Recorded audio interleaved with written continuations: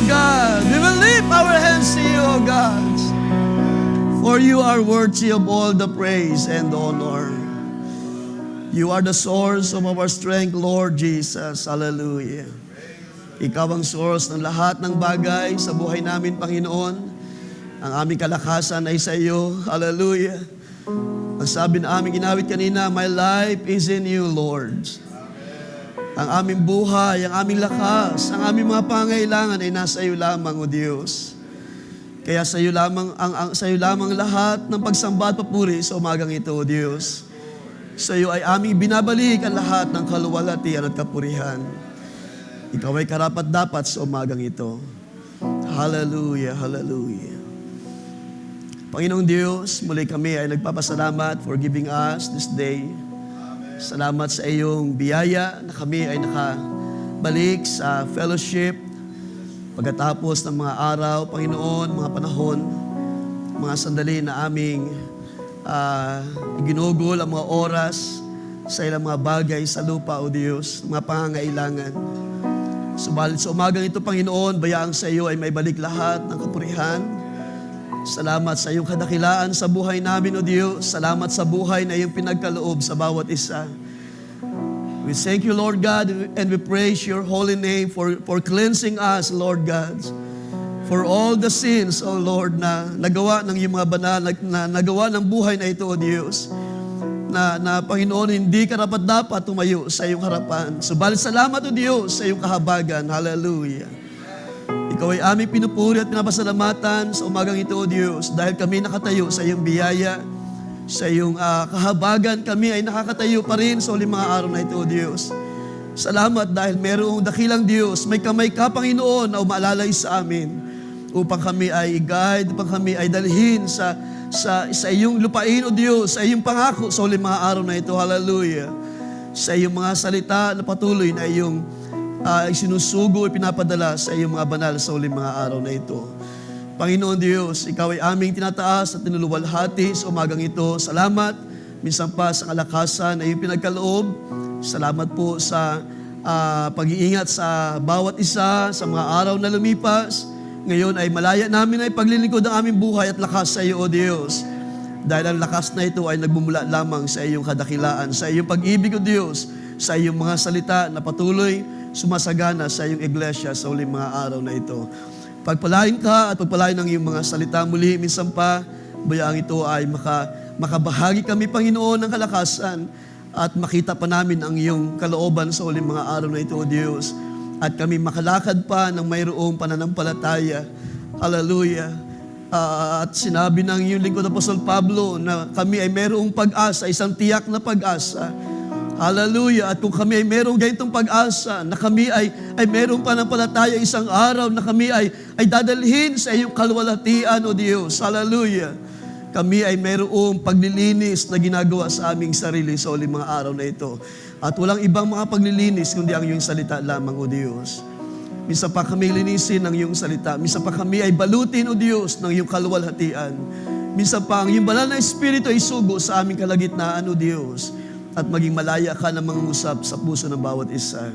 Panginoon, kami minsan pa ng kapatawaran sa mga pagkukulang, mga bagay pa na kahinaan na nagagawa sa iyong harapan, O Diyos. Patuloy kaming linisin, patuloy kaming itayong matibay at malakas ulit mga araw na ito, O Diyos. At maging karapat-dapat kami na umarap sa iyong kaluwalhatian sa mga panahon na ito. Lord God, sa iyong lahat, sa aming maingat na binabalik ang lahat ng kapunan pasalamat, pagpalain ng bawat isa, pagpalain maging sila na nandoon sa malayo o sino man, Panginoon, ang maabot ng iyong mga salita sa umagang ito.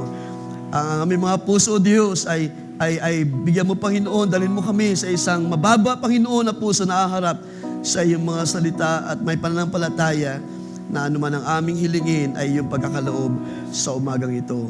Ang lahat ng kaluwalhatian at kapurihan ay may balik lamang sa iyo, O Diyos, sa tanging pangalan ng aming Panginoong Kristo, Jesus. Everybody say amen and amen. Ating palapakan kami sa Panginoon. Can we say praise the Lord? Praise the name of Jesus. Umagang ito, tayong lahat ay malayo mo nang magbasa sa ating teksto na ating pag-uusapan sa umagang ito. So ating puntahan ang aklat ng unang Juan, 1 John chapter 3.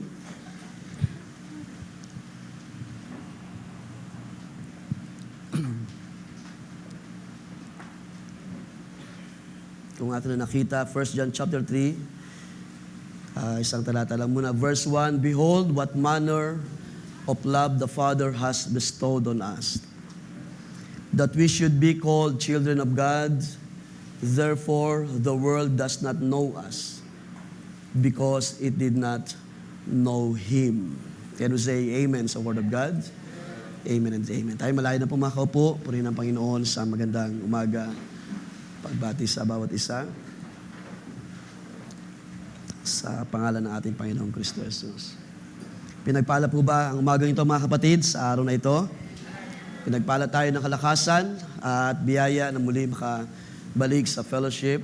So after ng Wednesday na ating munang pansamantala na ito ay kinancel dahil sa pag-aayos ng tiles sa ating church. So salamat po pala sa bawat isa na nag-contribute sa ating offering na ating pinaikot last Sunday.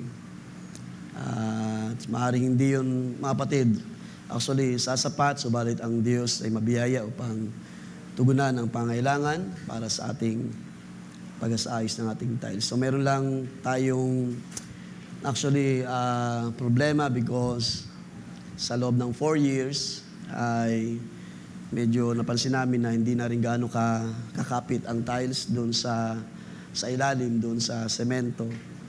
Kaya nung kanilang yung gumagawa ay nung kaniyang nire-repair or nilalagyan ng adhesive yung mga umangat ay naapektuhan yung katabi, so umaangat na rin siya. So yun po yung parang sitwasyon or kalagayan ng ating sahig sa ating church building. So just bear mga kapatid at ating pagtiisan kung ito yung ating makayanan sa ngayon. Dahil wala pa naman tayong sapat na budget talaga para totally ay palitan ang buong mga tiles sa ating church building. So kung kayo may counter dyan na medyo umangat, so yun po yung mga bagong umangat ng mga tiles dahil nga nagagalaw siya. Okay, so just hoping and praying na ang Diyos ang magbigay daan. So kung meron tayong patuloy na desire pa at pag-asa ng Diyos ang magkakaloob. So kung ano man ang pagkaloob ng Panginoon sa mga darating pa ng mga araw, so ating pasalamatan. Okay, so ating sama sa prayer ang gawain this afternoon. Meron na tayong invitation from Angono Church, New Life Harvest Ministry, sa kanilang 31st year founding anniversary. So, sikapin namin na makahabol this afternoon. At meron lang akong ilang mga sandali para mag-share ng ilang mga salita ng Diyos. So, just maaaring short exhortation at ating dismiss ng mas maaga ang gawain. Okay, so for the meantime, sa ilang mga announcement mamaya, announce lang ating mahal na MC para sa mga darating pa ng mga events and meetings. Alright. So this morning, I want to talk about sa verse 1 ng ating binasa na text. The world does not know us. Praise the Lord. Sa ilang mga sandali, I just want to show to you kung ano yung nais ipakita ni John sa talata na ating binasa. Actually, ito ay ito ay related mamaya sa aking share din sa mayang hapon sa gawain doon sa Angono. So ano yung nais na ipakita dito ni John when he wrote this letter? Because ang sabi dyan ni John, we should be called the children of God. So ang tinutukoy niya dito ay ang mga tunay na mga anak ng Diyos, mga kapatid. We, the true children of God, sabi dyan, na tayo ay tumanggap ng hindi birong pag-ibig na mula sa Diyos. Ang sabi diyan, what manner of love the Father has given unto us, what has bestowed to us. So ang tinutukoy diyan ni John ay ang mga mananampalataya na pinagkalooban ng dakilang pag-ibig na mula sa Diyos, in whom the love of the Father has bestowed to the children. At sa atin din, dito sa mga tinatawag na children of God ay nagmanifest. Isang bahagi ng sinulat din ni John sa chapter 4, 1 John chapter 4, verse 9. Mababasa natin dyan that the love of God was revealed in us. So yung tinutukoy rito ng mga children of God ay mga mananampalataya na tumanggap or pinagkalooban ng pag-ibig ng Diyos through Christ, as we know. In whom the love of the Father bestowed unto us, in whom the love of the Father was manifested. At hindi po lahat, mga kapatid, ng tao ay nakaranas or mayroong karanasan na ang pag-ibig ng Diyos ay na-reveal sa Kanya. And that's why si John ay sumusulat hindi po sa lahat, kundi sa mga tinawag niya na children of God or sa mga tunay na mga anak ng Diyos. So ang sabi diyan ni John, the world does not know us. At kung ating titingnan sandali itong salitang know it sa King James Version, yung word na know it or knows. Sa Greek word na ginosko, ibig sabihin niyan is be aware of. Be aware of something. Kaya kung ating ibigyan, mga kapatid, ng diin ang bagay na ito na sinasabi ni John, the world does not know us. Ibig sabihin, ang sanlibutan ay hindi siya aware. The world is not aware of the true children of God. So yun ang pinaka-thought na gusto ipakita ni John. Ang sanlibutan ay hindi aware, wala siyang malay. Kaya doon sa Tagalog, binanggit doon sa Tagalog, hindi tayo nakikilala ng sanlibutan. Ang sanlibutan ay walang kamalayan sa mga anak ng Diyos. Yes, maraming nag-claim na mga anak ng Diyos, at yan naman ang sinasabi ng marami dahil sa mga relihiyon na naglitawan sa ating panahon. But the truth is, ito yung realidad, ang katotohanan na ang buong sanlibutan, sabi ni John, ay hindi nakakilala sa mga anak ng Diyos. Kayo ba ay sumasabot na tayo sa bagay na yan, mga kapatid? Ang buong sanlibutan, ay hindi siya aware sa totoong kalagayan ng mga anak ng Diyos. Yung totoong karanasan, hindi aware or hindi nakikilala ng sanlibutan kung sino ang mga sons and daughter of God. Kung ano yung uri ng buhay na meron ang children of God or ang mga anak ng Diyos sa mga panahon na ito.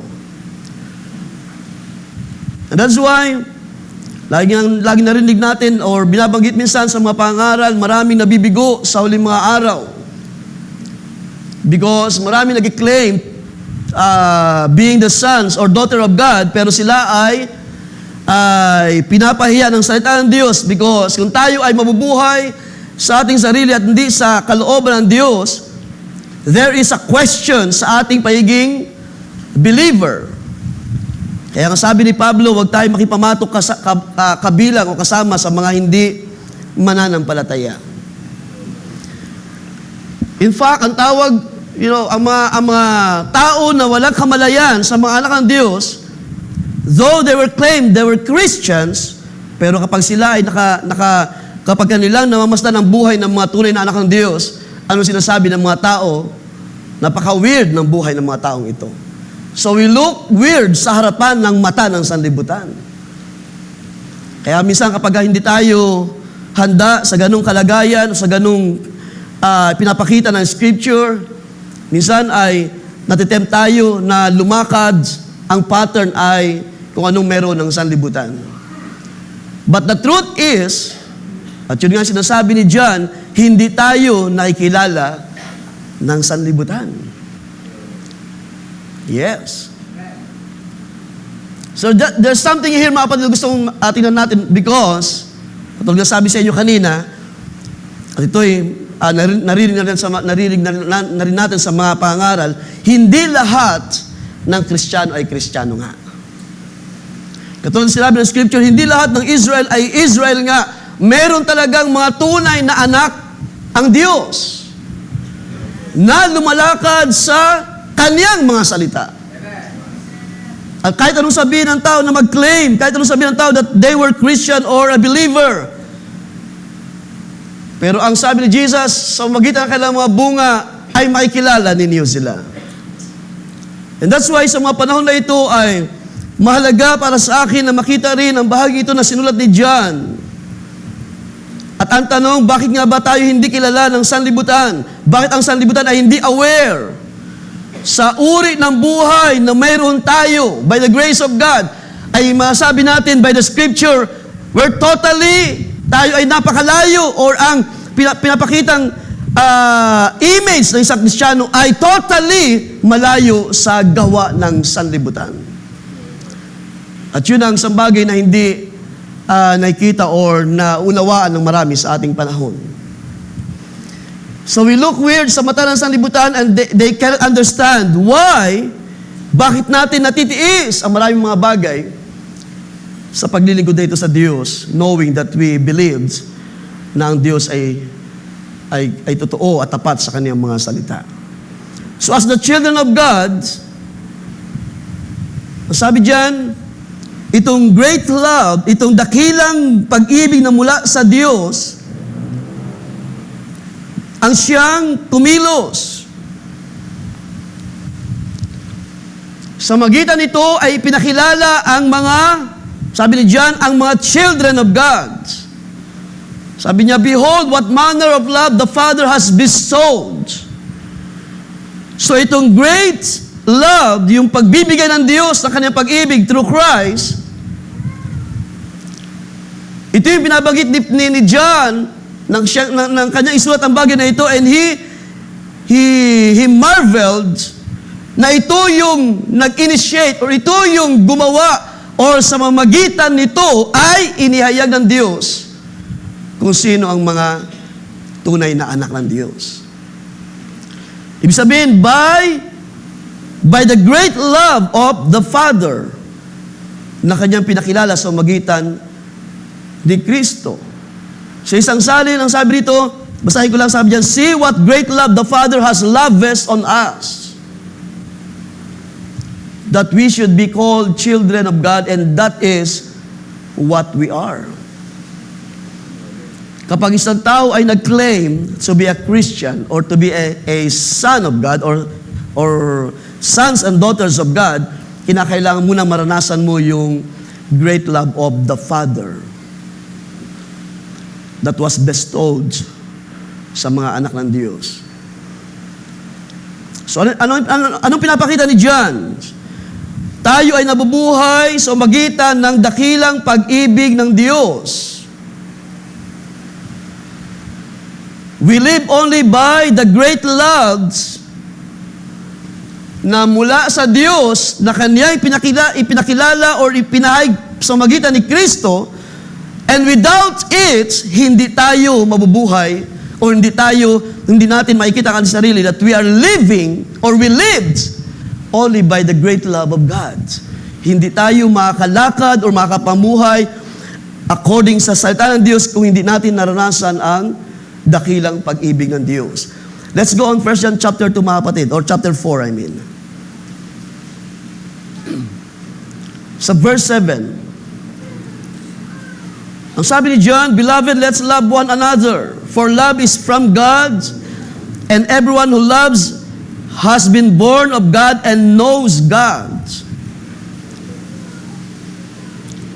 Sino sa atin ang nakaranas ng umibig? At ang pag-ibig na yan ay mula sa Diyos. Everyone who loves has been born of God and knows God. Kung kilala mo ang Diyos na tumawag sa iyo, makikilala mo ang iyong sarili at makikilala mo kung sino ang mga anak ng Diyos. The one who does not love does not know God, because God is love. Kaya ang sabi sa inyo kanina, we cannot live kung hindi tayo nakaranas ng outpouring ng biyaya ng Diyos through His divine love. Kung kung wala tayong karanasan sa pag-ibig ng Diyos, hindi tayo mabubuhay o hindi tayo makakalakad in truth. Otherwise, tayo ay, sabi ni Jesus, tayo ay magiging mapagkunwari na humaharap sa Diyos, na hindi natin binibigay ang ating buhay para tayo ay linisin ang salita ng Diyos. Kaya nga sabi ni Jesus, ye hypocrites, because inyong pinapaputi, katulad ng libingan, inyong pinipinturahan, kinukulay ng puti ang labas ng mga nitso, pero yung loob nito ay punong-puno ng maduduming mga bagay. Kaya ang sabi diyan, by this, the love of God was revealed in us. So, kanino nahayag ang pag-ibig ng Diyos? Sa mga anak ng Diyos. By this, the love of God was revealed in us, that God has sent His only Son into the world, so that we may live through Him. Kapag hindi natin naranasan ang great love of the Father, hindi tayo makakalakad ng isang buhay na paglakad sa harapan ng Diyos. And by this, sabi ni John, itong pag-ibig na mula sa Diyos, na nahayag sa atin, sabi John, na Kanyang ibinigay ang Kanyang bugtong na anak, His only Son, so that we may live through Him. Sino sa atin na nakaranas ng mabuhay sa magitan ni Kristo? Sinasabi natin, Panginoon, kung wala ka sa buhay ko, hindi na ako, wala akong kalakasan, wala na akong pagtatagumpay. Ako ay magiging mahina na nilalang. Dahil sabi natin inawit kanina, He is the source of our strength. Ang Diyos na gumagawa sa buhay natin, ang Diyos na nagkakaloob ng mabuting mga bagay, ay nagpapakilala that God is the source of our strength. And we live in Him through Christ. Tayo ay nabubuhay sa Kanya. So, magitan ng salita ng Diyos sa ating panahon. Ang sabi diyan, in this is love, not that we love God, but that He loved us and sent His Son to be the propitiation for our sins. So, kung yung titingnan ang kaisipan ni John, ay pinapakita niya that by this great love of the Father, na pinakilala niya through the Son, so magitan nito tayo ay nabubuhay sa huling mga araw na ito. Tayo ba ay tumanggap ng pag-ibig ng mula sa Diyos, mga kapatid?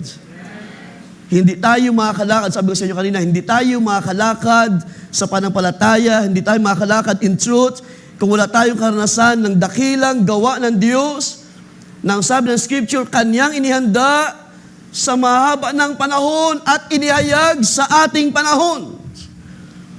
Ang mga bagay na inihanda ng Diyos sa Kanyang kaisipan ay Kanyang inirevealed in us sa huling mga araw. And we're so privileged to know kung sino ang Diyos. Sabi natin kanina, He is the creator of heaven and earth, who is also the source of our strength and our life.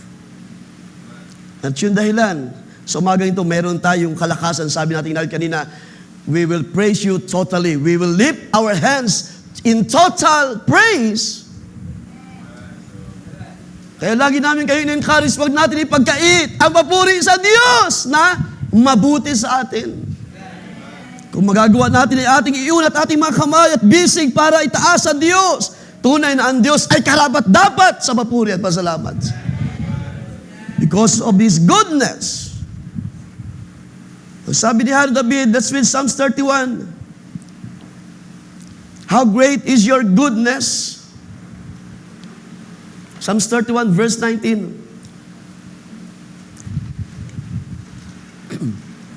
Which you have stored up for those who fear you. So mayroong mga tao ang Diyos, mayroong mga children of God na mayroong sila karanasan to fear, to give reverence, to revere the Lord. Ito yung mga anak ng Diyos na mababa, mga puso sa pagharap sa Diyos. At ang Diyos na ito na mabuti ay naghanda, He stored up those things.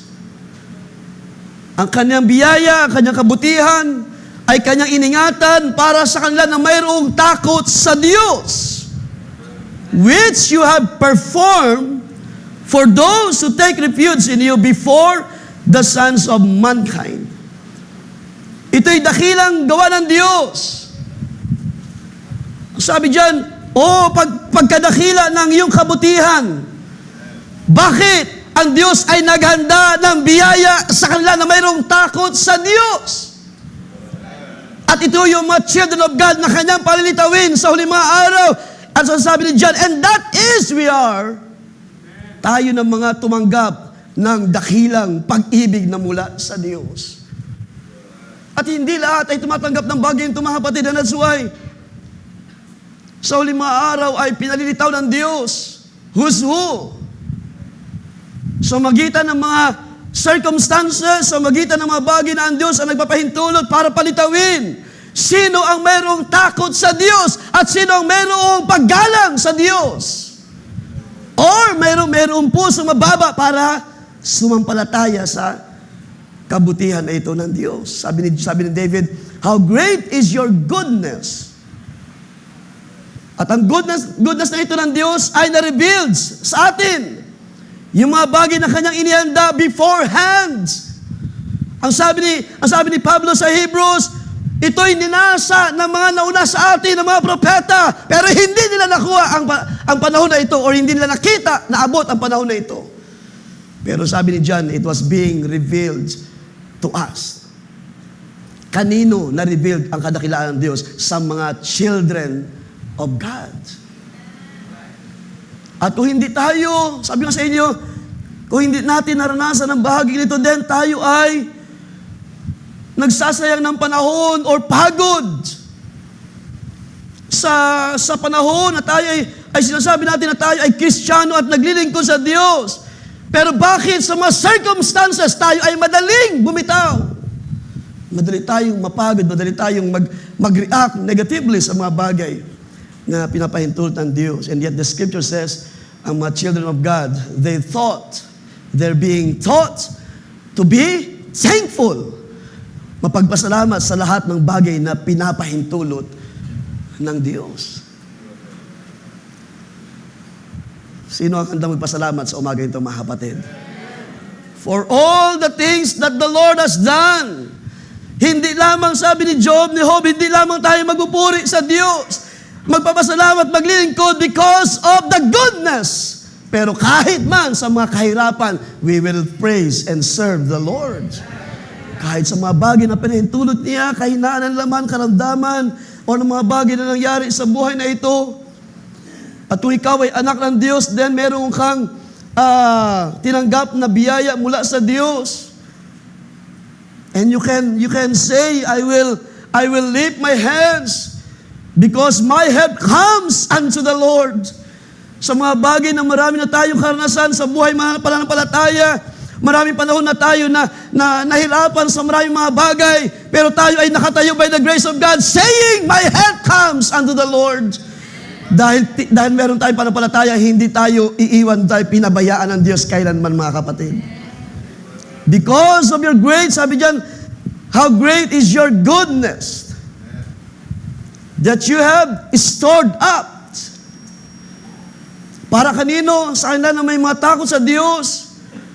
Those who take refuge, ibig sabihin, kanilang kinikilala ang Diyos na tagapagligtas ng kanilang mga buhay at ang Diyos na ito ng mga biyaya ay nahayag at nagpakilala sa magitan ng kanyang bugtong na anak. Sabi doon, God sent His only Son para tayo ay mabuhay sa Kanya.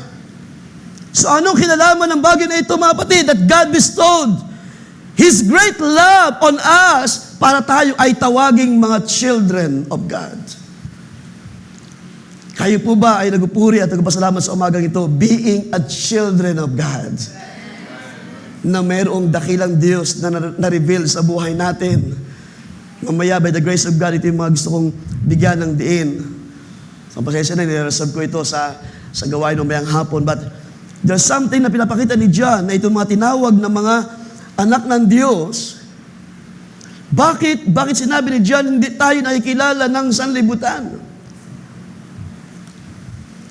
Maraming mga tao sa ating panahon ang nagpapakilala, we are children of God. There's so many churches around the world claiming to be a Christian.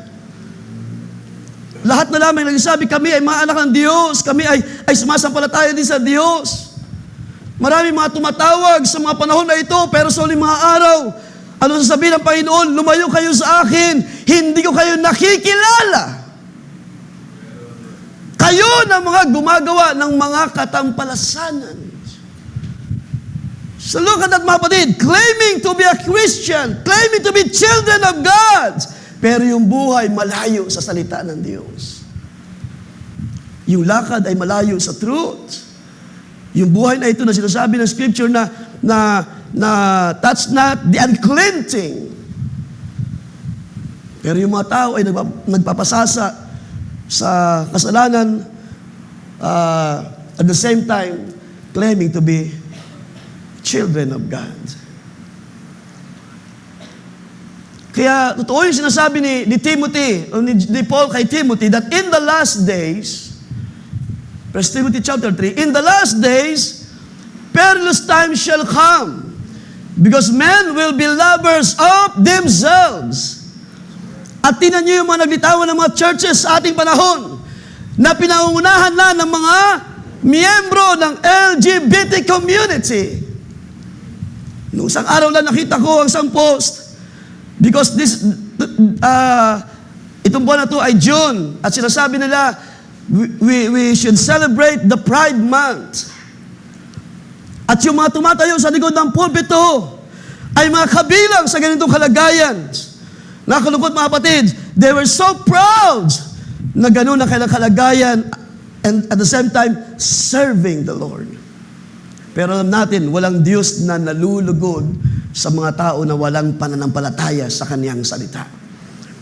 Ang mga tao ito ay tumatayo sa harapan ng Diyos ng mga hypocrites.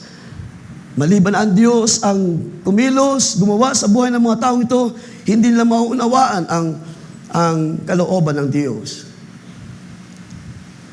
So bakit nga ba tayo hindi kilala ng sanlibutan? Because, ang isang mabigat na sabi ni John, because it did not know Him. So pansinin niyo mabuti mga kapatid. Because it did not know Him. The world does not know us because it did not know Him. The world did not know God. Walang alam ang mga tao. Yes, nababasa nila ang Scripture at sila rin naman ay tumatawag sa Diyos. But the truth is, majority ng mga tao sa ating panahon, they don't know God dahil hindi rin nila alam kung sino talaga ang tunay ng mga anak ng Diyos.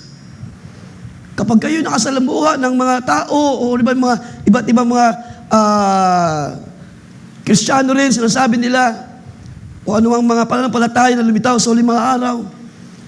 At totoo yun, meron tayong mga karanasan. We look weird sa mata ng sanlibutan. Hindi nila alam paano gumikilos ang salita ng Diyos sa buhay ng mga totoong anak ng Diyos. Because para sa kanila, ang mabuhay sa buhay na ito, sa loob ng gawa ng sistema ng sanlibutan, kapag ikaw ay nagbabasa ng Biblia, kapag ikaw ay tumatawag sa Diyos, kapag ikaw ay walang inaagrabyado na tao, malinis ang konsyensya mo, wala kang pinatay, pinaslang, ninakawat, o anumang mga bagay, yun ang akala nila. We're also children of God. Pero iba yung pinapakita ni John. Mayroong great love na ipinagkaloob ang Diyos sa mga anak ng Diyos. Ito yung kakaibang bagay, mga kapatid. Bakit hindi tayo nakikilala sa libutan? Dahil hindi nila kilala ang Diyos na ating pinaglilingkuran. Hallelujah. Because the world did not know Him. Kilala nila si Jesus. Every December nga, napakasibag ng mga tao. Di ba? Walang mintis yan, taon-taon. Ang celebration. To the max ang celebration. Punong-puno ang mga bahay ng mga ilaw, ng mga regalo. Claiming to be Christian. Kilala nila si Jesus na pinanganak sa sabsaban. By name, but not by revelation.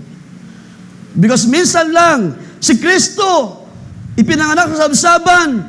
Minsan lang siya nangaral sa lupa. Minsan lang niya ipinahayag ang kaharian ng Diyos. Minsan lang siya napako at namatay. Ngunit siya ay muling binuhay ng kapangyarihan ng Diyos. At sa magitan niya, sabi ni John, tayo ay nabubuhay sa Kanya. Hindi na kailangan ulit-ulitin, balik-balikan. Ang maraming mga bagay na hindi tinuro ng kasulatan, hindi pinakita ng mga apostles. At walang kamalay-malay mga tao, they were just living the system. Kung ano yung merong sistema sa sanlibutan, yun ang pagkilos ng Espiritu ng kaaway, ng Spirit of Laodicea sa ating panahon. Na mga tao is just after material things. Kaya check natin lagi ang ating mga buhay, mga batid. Kapag ating mga puso ay lagi na lamang material things ang ating priority, i-check natin dahil yan ay Spirit of Laodiceans. Na hindi tayo nagpa-priority sa kalooban ng Diyos o hindi tayo buong puso at lakas sumusunod sa Diyos. Pero pagdating sa mga material na bagay, doon lagi tayo nasa unahan. Anong sabi ni Jesus one time ng mga pinakain ng Panginoon, ng karamihan, 5,000 multitude, at kinabukasan, hinahanap siya ng maraming ito. Sabi ni Jesus, alam mo kung bakit kayo naparito? Dahil kayo ay nakakain ng tinapay kahapon. Kilala ng Diyos ang sariling Kanya. Alam ng Diyos, alam ng Panginoon kung paano tayo lumalapit sa salita ng Diyos. Kung tayo ay after lamang sa mga material na bagay o tayo ay nauuhaw sa kadakilaan ng kabutihan ng Diyos na Kanyang inihanda before the world was formed. Or kung tayo ay after lamang, Panginoon, gusto ko rin ito, Panginoon, gusto kong maranasan ang bagay ito, gusto kong mga bagay na ito. Mga pangangailangan. Marami mga tao na buhay sa ganyang bagay, mga kapatid. Kaya i-check natin lagi ang ating mga desire, ang ating mga puso, paano tayo naglilingkod sa Diyos. Let's read John chapter 10, verse 25. Dahil ang sabi diyan ni Jesus, I told you and you do not believe. Ano yung sinasabi ni Jesus? Yung kanyang mga gawa. Na ito hindi sa akin, ito'y gawa ng aking Ama na inyong nakikita sa magitan ko. So parang ganoon ang sinasabi ng Panginoon. I told you and you do not believe. The works that I do in my Father's name, they bear witness of me. Sa kabila ng pagpapakilala ng Panginoon, sa magitan ng Kanyang gawa, na ito'y hindi Kanyang sarili, ito'y gawa ng Ama, na nananahan sa Kanya by the spirits of God, by the fullness of God. Pero hindi ito nakikita ng mga tao, nang sabi ni Jesus, they bear witness of me. Kung sino siya, yun ang sinasabi ni Jesus. But you do not believe because you are not of my sheep. So yun pala ang reason. You do not believe because you are not my sheep. As I said to you, my sheep hear my voice, and I know them, and they follow me. Nakikilala ng Panginoon ang Kanyang sariling sa Kanya. At kilala ng Panginoon yung mga tao na after lamang sa mga bagay sa lupa, at kilala ng Panginoon kung sino ang may tamang puso. At yun yung sinasabi ni Jesus, my sheep hear my voice. ang mga taong ito na nakakarinig ng tinig ng Panginoon, sila ay sumusunod sa Panginoon. While the rest, the majority ng mga tao sa ating panahon, they were being after sa mga bagay sa lupa, regardless na kanilang masuway ang salita ng Panginoon, regardless na naririnig na yung katotohanan, isinashare mo na yung truth, pinapakita mo na ito yung kalooban ng Diyos, pero mas pinipili nilang gawin kung ano yung kailang sariling kalooban. At yun nakikita, ito yung pinakita ni Jesus. Dahil sabi niya, because you are not my sheep. Kaya sabi ni John, the world does not know us. Ito yung mga tao na hindi bahagi ng sheep of the Lord. Nakuha ba niyo mga kapatid? Yung mga tao na hindi nakakilala sa kalooban ng Diyos, ito yung mga tao na hindi bahagi ng sheep of the Lord. Because my sheep hear my voice, and I know them, and they following me. Kung naikilala ng buong sanlibutan ng Panginoon, susunod sila sa Panginoon, sa salita ng Panginoon. Pero kakaunti lamang mga kapatid ang nakakaunawa. Kakaunti lamang. Kaya nga sabi ni Jesus, fear not little flock. Hindi tayo kilala ng sanlibutan. Expect natin. Kahit anong effort ang gawin natin, hindi ka kikilala ng sanlibutan. Kahit anong pakita mo na kalooban ng Diyos, testifying the truth, kapag hindi sila bahagi ng fold, ng sheep, hallelujah, hindi kanila mauunawaan. Hindi nila makikita yung gawa na ito ng Diyos. The love of the Father that was being bestowed, kanino? Hindi sa lahat, kundi sa children of God. Kaya ito isang mabigat na bagay na pinapakita ni John. The world did not know us because it did not know Jesus. It did not know God sa Diyos na nahayag sa magitan ni Kristo. At alam natin, maraming mga pananampalatayang limitaw sa ating panahon. Hindi na kailangan natin ulit-ulitin, pahayag lagi, although yan ay lagi naman natin naririnig. By their fruits, you shall know them, sabi ng Panginoon. You shall know them. So the world did not know Him. Hindi nila kilala ang Panginoon. At yung isang bagay na truth na pinapakita ni John, because they did not know Him, hindi rin nila makilala kung sino ang mga anak ng Diyos. Pero bakit natin kilala ang isa't isa? Sino sumasampalataya? Ako'y bahagi sa children of God. Hallelujah. We are part of the sons and daughters of God. At bakit mo nakilala ang iyong kapatid na anak ng Diyos? Because ikaw ay nakakilala sa Diyos. Because you're following the truth. You're following Christ. You're following the Word sa ating panahon. Ito isang bagay na hindi nakikita ng marami sa ating panahon. Ating puntahan ng Romans chapter 8. Paano ba gumagawa ang Diyos sa mga anak ng Diyos, sa atin? Tayo, tatanungin ko kayo mga batid, paano ba gumagawa ang Diyos sa buhay ninyo? Hindi ito dahil tayo ay naka-join, hindi dahil ito tayo ay lagi lamang nandito presente sa mga gawain, every Sunday, every Wednesday, mga young people, every Friday, or anumang mga bagay na pagkakatipon, joint fellowship. Wala tayong liban sa mga quarterly, sa mga camp meetings, hallelujah. Pero ano nang ginawa ng Diyos sa inyo kung kayo ay mga tunay na mga anak ng Diyos? Because sabi ni Paul, sila ng mga pinapangunahan ng Espiritu ng Diyos, sila ang mga anak ng Diyos. Verse 14, for all who are being led by the Spirit of God, they are the sons and daughters of God. Sino ito, mga children of God? Whom the Father bestowed His great love. Hallelujah. Ito yung mga tao, ito yung mga tinawag ng Diyos. Hallelujah, led by His Spirit.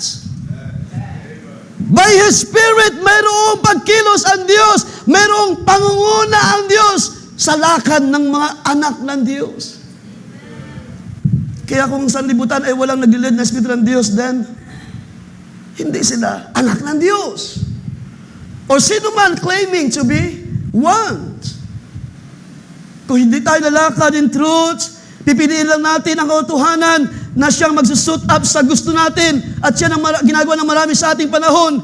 Pinipili lang mga scripture na nagsusuit up sa kanilang mga kaisipan. But not the whole truth. Wala talagang puso na mababa para sundin ang buong kalooban ng Diyos. Kaya itong mga nabubuhay sa ating panahon na pinipili lamang ang salita ng Diyos ang araw, haharap sila, sabi ni Jesus, yung mga salita na inyong tinanggihan, isang araw ay haharap kayo sa salita na ito. Yung mga salita na hindi niyo tinanggap, sinampalatayaan ng isang araw, ay haharap kayo sa bagay na ito. For you have not received a spirit of bondage or slavery leading to fear again, or to sin, or para ikaw ay bumalik sa kasalanan. But you have received a spirit of adoption as sons and daughters. As sons and daughters.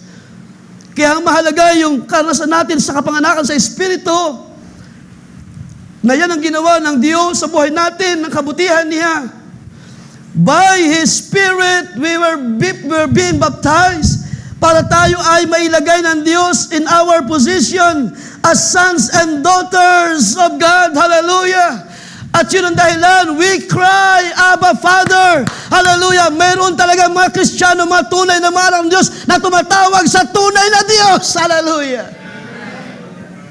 This is a sad truth sa ating panahon. Hindi lahat ng mga umaawit, hindi lahat ng mga nagtataas ng kamay, hindi lahat ng tumatawag, Panginoon, Panginoon, ay nasa fold ni Kristo. Why? Hindi sila nakikinig sa salita ng Diyos. Hindi sila handang sumunod sa Panginoon. Hindi sila handang bitawan ng mga bagay ng sanlibutan. At yun dahilan, kahit anong pilit mong testimony sa mga tao, hindi nila nakikilala yung buhay na meron ka sa buhay mo. Kahit gaano kababa ang iyong kalagayan sa ibabaw ng lupa, kung may Diyos na nahabag sa buhay mo at may dakilang Diyos na nagpakilala sa buhay mo, ikaw ang isa sa mapalad na tao na nabuhay sa ating panahon. Dahil ang kaligtasan hindi masusukat sa karangyaan, sa kayamanan ng buhay. Diba? Mga tao sa ating panahon, piniflex nila yung kanilang material blessing, yung kanilang mga kasaganaan sa buhay na ito. Well, in fact, ginagawa nilang business ito. So, magitan ng pagbablog, ginagawa nila itong channel ng kanilang mga income. Diba? Behind the screen, behind the gadget, ipineflex yung, ito, kabutihan ng Diyos. Ito yung tinanggap mo sa Diyos. Look at my bag. Channel. Diba? Worth 150,000, worth 200,000. Oh, this is the blessings of the Lord. Pero yung buhay deep in the hearts ay walang pagsunod sa salita ng Diyos. At ginagamit lamang itong technology sa ating panahon para mag-create ng mga income. Alam natin, maraming yumayaman dyan, mapatid sa pag-vlog. Kaya minsan, mga Kristiyano, natitempt. Di ba? Natitempt tayo. Well, kung tama naman natin puso, at let's say, may kaugnayan sa trabaho, then, kung ating tama po ating mga puso, na desire ating mga puso, then, may Diyos na mag-back up. Pero kapag hindi nag-work out, it means, hindi ito yung gusto ng Diyos. So meron tayo minsan nakikita sa Facebook na nagpo-post ng mga reels or mga bagay na, minsan mayroong tamang panahon para ipakilala sa atin ng Diyos kung ano yung kalooban, yung perfect will ng Diyos para sa atin. And it turned out na with all this effort na ginagawa natin, hindi man ito mangyari, ibig sabihin, hindi yun ang kalooban ng Diyos. But anyways, ang Diyos ay, sabi pa nga, He has 1,000 ways. Do you believe, church, sa umagang ito? Napakaraming paraan ng Diyos para ipagkaloob ang ating mga pangailangan. Kailanman hindi magkukulang ang Diyos. Lilipas ang langit lupa ang kanyang mga pangako ay hindi lilipas. Ibig sabihin, ito'y gagawin niya. It will accomplish, sabi ng salita ng Diyos, sa Kanya na Kanyang pinagdalhan ng bagay na ito. At yun dahilan, yung great love of the Father na tinanggap natin through the spirit of adoption. Ito yung nagbigay ng reason to cry para tayo ay tumawag at maglingkod sa Diyos. Verse 16, the Spirit Himself testifies with our spirit that we are. So dito pa lang, pinapakita na ni Paul, that we are, hindi malayo dun sa kaisipan ni John, that we are children of God by the Spirit of God. And because God bestowed His great love sa magitan ni Jesus, at tinanggap natin ang pangakong Espiritu ng Diyos through Jesus, sa magitan ni Kristo, yun din ang naging daan para tayo ay kilalanin ng Diyos, para ikaw ay makilala mo yung sarili that you are children of God. And if children, verse 17, heirs also. Salamat sa goodness na inihanda ng Diyos. Hallelujah. Hindi lang tayo basta ipinakilala, you are children of God. Ikaw rin ay tagapagmana. Hindi lamang para ipakilala kung sino tayo, kundi para ibigay ang mga pangako ng Diyos. Hallelujah! That we are also heirs. Heirs of God and fellow heirs with Christ, if indeed we suffer with Him, so that we may also be glorified with Him. And here's also the truth, mga kapatid. Karamihan sa mga Kristiyano sa ating panahon, so-called Christian, hindi sila willing to suffer. Hindi sila willing na i-give up ang maraming mga bagay. Kaya nga yung isang young rich na humarap kay Jesus, anong sabi ng Panginoon? Sumunod ka sa akin. Pero ang aking ipapayo sa iyo, ang iyong kayamanan, ang iyong mga ari-arian ay iyong ipagkaloob sa mga nangangailangan. Hindi siya nagsabi kay Jesus kung sino siya, pero nakilala siya ng Panginoon. Because the Lord knows the deepest part of the hearts of man. Yung desire ng tao, yung kanyang damdamin, yung kanyang pag-iisip. Alam ni Jesus kung ano yung puso ng tao na yun na mayaman. Hindi niya kayang i-give up yung kanyang buhay sa lupa para sumunod sa Diyos. At ganun ang mga Kristiyano sa ating panahon. And that's the sad truth sa ating panahon. Hindi kayang kilalanin ng tao, ng mga tao, na ito ba yung mga anak ng Diyos? Yung marami kang tinitiis? Sino rito ang magpapasalamat pa rin sa Panginoon sa kabila ng maraming tiisin? Amen ba mga kapatid? Ito ba yung mga anak ng Diyos? Maraming tinitiis. Marami ka nang iniluha. Marami ka nang tawag ng kahinaan sa laman. Yet you still praise the Lord and serve the Lord with all your heart. Hindi na ipigilan ng mga kahinaan sa laman ang paglilingkod sa Diyos dahil merong great love na ibinigay ang Diyos, ibinuhos para sa iyo na hindi tinanggap ng marami.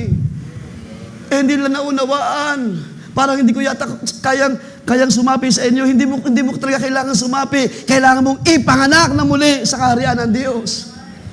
Hindi mo kailangan mag-join, magpa-member lamang, kundi kailangan mong maranasan ang realidad ng pagiging isang anak ng Diyos by the Spirit of God na Kanyang pinagkaloob sa bawat isa. So hindi ito nakikita ng sanlibutan, kaya sabi ni John, the world does not know us. Bagamat, of course, maraming Biblia at maraming mga printed materials ng Scripture na nababasa ng marami sa ating panahon. Sabat masasabi ko mga kapatid, ito ay genuine experience ng mga anak ng Diyos. Yung ating binasa sa Romans chapter 8, as a children of God, you are led by the spirits of God. Kung walang Espiritu ng Diyos na naunguna sa iyong buhay, there is a doubt, there's a question. Don't claim that you are sons and daughters of God, na ikaw ay anak ng Diyos, kung walang Espiritu na nangunguna sa iyo. So kailangan mo maranasan ang Espiritu ng Diyos na Kanyang pinangako sa mga mananampalataya para manguna. And as children of God, you are led by the spirits of God. At yung mga tao na hindi ka nakikilala, hindi kilala ang mga anak ng Diyos, ay isa ng sign that there is no spirit. There's no truth in them para ikaw ay makilala. As a children of God, you have received. You have not received the spirit of bondage. Kung ikaw ay pinalaya ng lubos, then ikaw ay ganap ng pinalaya ng biyaya ng Diyos. Huwag ka na muling bumalik sa kasalanan. Sabi ni Jesus minsan sa kanyang pinagaling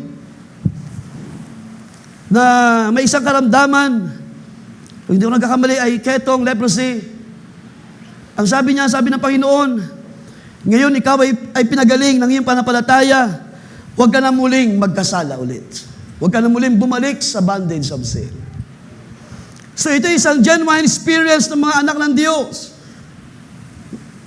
As children of God, you have not received the spirit of bondage again. May po ba mga kapatid, kung kayo ay mga tunay ng pinalaya ng Diyos, nasaan ang mga pinalaya na anak ng Diyos sa umagang ito? Hallelujah! Kung kayo ay mga tunay na pinalaya ng mga anak ng Diyos, huwag na tayo paalipin pa sa sanlibutan ito. Because this world, sabi na sa bagay ng Scripture, ang buong sanlibutan, this world, lies into wickedness. Ibig sabihin ng lies, kung yung titinan yung meaning, laid up. The world laid up into wickedness. Ang buong sanlibutan ay nakapatong sa ibabaw ng sanlibutan o ng kasalanan, ng masama. Pero tayo ng mga anak ng Diyos nakapatong sa salita ng Diyos. Tayo ng mga tinawag, tayo ng mga anak ng Diyos, yung tinatawag ni John na children of God. As children of God also, you are heirs, and God fellow heirs. Heirs of God and fellow heirs with Christ. So, tinan niyo maigi mga kapatid.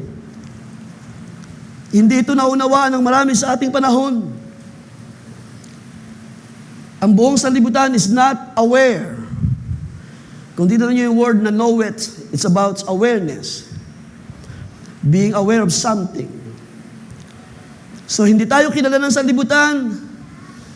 Ang buong sanlibutan ay hindi aware na mayroong ganitong pagkilos ang Espiritu ng Diyos. At yun dahilan sa panahon ng Pentecost, marami doon, di ba, sa Jerusalem, na nagbabakasyon lamang because of the feast. Nagbabakasyon sila doon, iba-ibang country galing, iba-ibang mga nations. Anong sabi ng mga tao na dumating ang Pentecost? Sino ba itong mga taong ito? Kaya aga-aga ay naglalasingan. Hindi nila alam na meron ng ginagawa ang Diyos. Walang alam ang sanlibutan na ang pangako ng Diyos na Espiritu ay dumating sa panahon na yun ng Pentecost. At ganoon din naman sa ating panahon. Dumating na ang truth sa ating panahon. Salamat sa mensahero na ginamit ang Diyos. Sino mag-i-amen mga kapatid sa panahon na ito? Na ang mensahero na ito, sabi ng Scripture, tayo ay binalik, ipinita ating mga puso sa original na panampalataya. And yet the world does not know these things. Na meron ng mga children of God na ipinihit ang puso pabalik sa tunay na panampalataya. Pero yung kapitbahay mo, hindi pa rin alam yan. Ang boss mo, hindi pa rin alam yan. At marami sa iyong mga kaibigan sa labas, hindi alam ang bagay na yan. Pero kung ito'y nalalaman mo, magpuri ka, magpasalamat ka sa Diyos. Ibalik mo sa Diyos ang pinakamainam na paghahandog ng papuri. Hallelujah! I am a children of God. I am child of the King. At ako'y anak ng mga hari ng mga hari. At kung siya'y hari ng mga hari, walang bagay na mahirap sa Kanya. Walang bagay na hindi niya ibibigay sa akin na anak ng Diyos. Hallelujah! Na aking makahilingan sa Diyos. Kaya meron tayong mga testimony, may Diyos lagi na provider sa buhay natin. May Diyos lagi na kumikilos at gumagawa sa ating mga pangangailangan. Pwede ba natin palakpakan ng Panginoon, mga kapatid? Hallelujah! The whole world is not aware of these things. Because, sabi doon, it did not know Him. So, yun ang magandang keyword nating pansinin. Hindi nalalaman ng sanlibutan o hindi nila nakikilala siya, ang Diyos, na nahayag through Christ. Punta natin ang 1 Corinthians chapter 2. Because dito, pinakita rin ni Pablo. Pinatunayan ni Paul, hindi talaga alam ng buong sanlibutan ang pagparito ng Messiah. Nakita nila ang Messiah, narinig nila ang Messiah, nagturo ng aral, pero sabi natin binasa, kahit anong aking gawin, hindi kayo sumasampalataya. You do not believe, sabi ni Jesus. Nagpakita ng maraming miracles sa Panginoon, nagpagaling ng iba't ibang maraming karamdaman. Sumasampalataya ako na ibangon ng Panginoon si Lazarus mula doon sa libingan. Ang Diyos ay nakarating sa karamihan, yet they did not believe Him. Yan ang katotohanan, mga kapatid. Kaya hindi po ibig sabihin maraming miracles. Kahit pa magbangon tayo ng patay rito, kung itutulad ang Diyos, sabi ni Pablo, ito'y gagawin natin if God permits. Sino sumasampalataya? Magagawa ng Diyos magbangon ng isang patay sa ating kalagitnaan by His great power. Hallelujah! Na kaya pa rin ng Diyos ang mga himala, ang mga kagalingan natin, mga karamdaman, may magagawa ang Diyos kung tayo ay isang palataya at ipapanalangin. Sabi ni Pablo, sabi ni Peter, ipatong niyo yung mga kamay at sila ay gagaling sa aking pangalan. Pero kahit mangyari ang mga bagay na ito, kung hindi tayo bahagi sa mga tinawag ng Diyos, ng mga anak ng Diyos, hindi pa rin natin kikilalanin ang Diyos na ito na gumagawa ng mga dakilang bagay. Because, sabi ni Paul, chapter 2, verse 7 ng 1 Corinthians, we speak the wisdom of God in a mystery, even the hidden wisdom which God ordained before the world unto our glory, which none of the princes of this world knew. Kaya kahit anong great wisdom, truth, kaya wag tayo masyadong malungkot. Bakit? Bakit parang ang bagal natin dumami? Bakit yung ibang mga churches sa ating panahon, nakakaingit naman sila? Thousands of them. Ilan na ba yung member ng INC, ng MCGI, ng mga malaking relihiyon? Di ba, outnumbered talaga tayo at parang kung flesh ang pairalin, kung yung ating mata pairalin, ba't kawawa naman kami ang konti namin? Because hindi lahat ay nakakaunawa o nakakilala sa Diyos na nahayag sa pamamagitan ni Kristo at hindi lahat ay sumampalataya sa buong salita ng Diyos. Hindi lahat ay sumunod sa pag-akay ng Espiritu ng Diyos. Marami because of their pride, hindi nila kayang lumakad in truth. So maraming preservation ng mga tao sa ating panahon. At yun dahilan kahit pa thousands of thousands Bible verse posted in a day. Wala yung bisa kung hindi mo maranasan ang great love of the Father. Kung hindi mo maranasan yung apoy ng Espiritu ng Diyos sa buhay mo para baguhin, i-transform ang iyong pagkataong loob at makita ito yung kalooban ng Diyos. Di ba? Taon-taon na lamang, they celebrate Christmas Day. Sabi nila, it's time to give. It's a season to give. Pero after ng December, January 1, away na naman. Kanya-kanya na naman yung mga tao. Because they did not know God. They did not know the will of the Father. Kaya sabi diyan ni Paul, kahit mayroong mga mystery, sabi diyan, even the hidden wisdom which God ordained before the world unto our glory, which none of the princes of this world knew, hindi na naunawaan itong biyaya ng Diyos. For had they known it, kung kanila na ikilala lamang ito, ang bagay na ito, they would not have crucified the Lord of glory. Kung nakikilala lamang sa panahon ni Jesus, itong mga taong ito ay nakilala ang Kristo na dumating, na ito yung Messiah, na ito yung tagapagligtas, they would not have crucified the Lord. But as it is written, so there is a prophecy, there is God na nakakita at nakakaalam ng puso at pag-iisip ng tao. They have eyes, pero hindi na nakikita ang gawa ng Diyos. They have ears, pero hindi na naririnig ang pangusap ng Diyos. It is written, eye had not seen, nor ear heard, neither have entered into the heart of man the things which God had prepared for them that love Him. Paano nila maunawaan ang buhay mo bilang Kristiyano? Hindi nga nila naunawaan ang salita ng Diyos at hindi nila sinasampalatayanan. Naririnig nila pero hindi pumapasok sa kanilang mga puso ang biyaya ng Diyos para maunawaan at maintindihan nila at makita nila, ikaw nga ang anak ng Diyos. Ikaw pala ay bahagi ng mga anak ng Diyos. Because if they have known this works ng gawa ng Diyos sa ating panahon, hindi rin nila ika-crucified again. Because sabi ni Paul, Hebrews chapter 6, hindi ko na yata na-note yan. They crucified again the Christ sa magitan ng Sa magitan ng pagtanggi sa katotohanan. Mga kapatid, kapag tayo ay tumatanggi pa rin, sa kabila na nandiyan na yung truth sa harapan mo, pinapakita ng Diyos ang kanyang kalooban, at ayaw mo pa rin sumunod for some reason, you are rejecting the Christ. You are crucifying again. Because yan ay hayagang pagpapahiya. Inilalagay mo sa shame ang biyaya.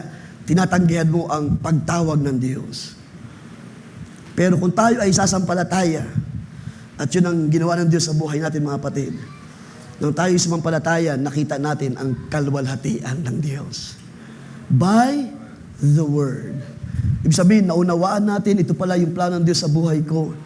Ito pala yung pagtawag ng Diyos sa akin na meron siyang pangakong salita. Hindi kita iiwan, hindi kita pababayaan. Sabi ni Jesus, I will not leave you orphans. Pag sinabi palang orphans, yung mga tao ito na nag-iisa na lamang, wala silang kasama sa buhay, wala nang nag-care, wala nang nagmamahal sa kanila, wala nang nagpapakita ng kabutihan, pero may Diyos sa langit. Hallelujah! Kung ikaw ay sasampalataya, may magagawa siya sa iyong mga pangangailangan.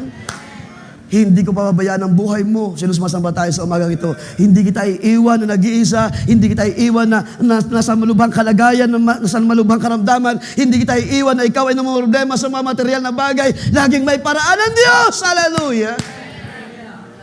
Because this is the promise to those who believe and to those who are children of God. Because we are heirs. Tayo ay tagapagmana ng Diyos, ng Kanyang mga salita.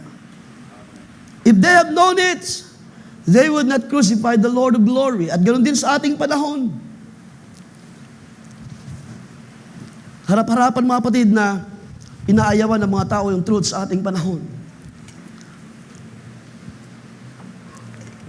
Kaya kahit nandiyan na ang salita ng Diyos, huwag tayong wala ng pag-asa.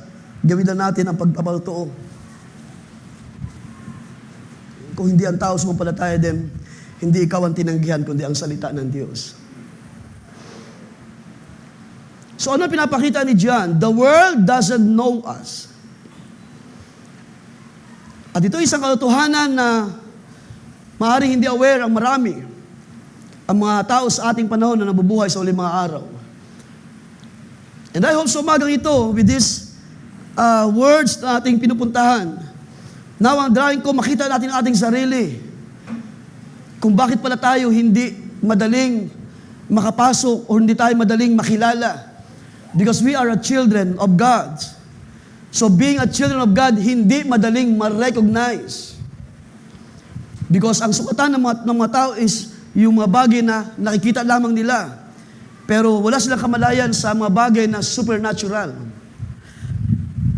Actually, yun ang gusto kong bigyan din this afternoon, God willing. Ang mga tao walang kamalayan sa supernatural na ginagawa ng Diyos. They see us. Lahat tayo ay merong ginagawa everyday sa buhay natin, mga pangangailangan. We go to marketplace. We buy foods. As a children of God, walang kamalayan yung mga tao sa paligid mo. Mayroong anak ng Diyos na naglalakad. Namimili ng kanyang pangangailangan.